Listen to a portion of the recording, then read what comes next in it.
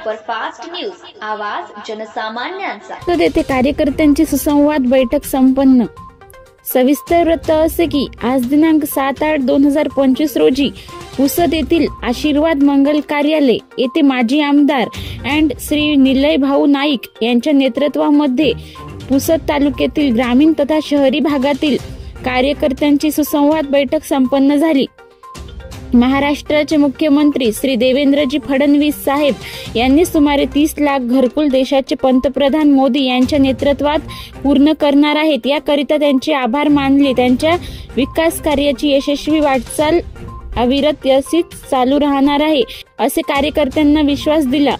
या प्रसंगी त्यांनी स्पष्ट केले की येणारी निवडणूक ही कार्यकर्त्यांची निवडणूक आहे। येणाऱ्या जिल्हा परिषद, पंचायत समिती आणि नगर परिषद निवडणुकीमध्ये आपल्या उमेदवाराला प्रचंड बहुमताने विजयी करण्याचे ध्येय पूर्ण करायचे आहे हे स्पष्ट केले। श्री निलय नाईक यांच्या कार्यावर विश्वास ठेवून सर्व नेत्यांची, पदाधिकाऱ्यांची आणि कार्यकर्त्यांची मोठ्या संख्येच्या उपस्थितीमध्ये ही बैठक संपन्न झाली।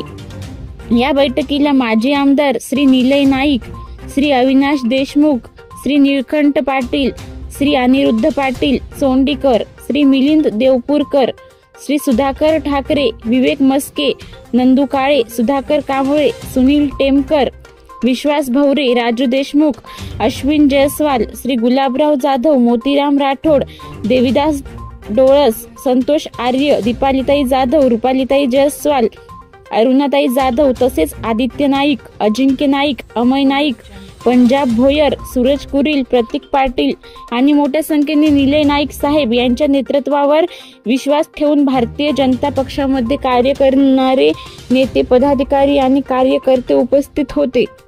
महाराष्ट्र सुपरफास्ट न्यूजसाठी देवीचंद राठोड, पुसद।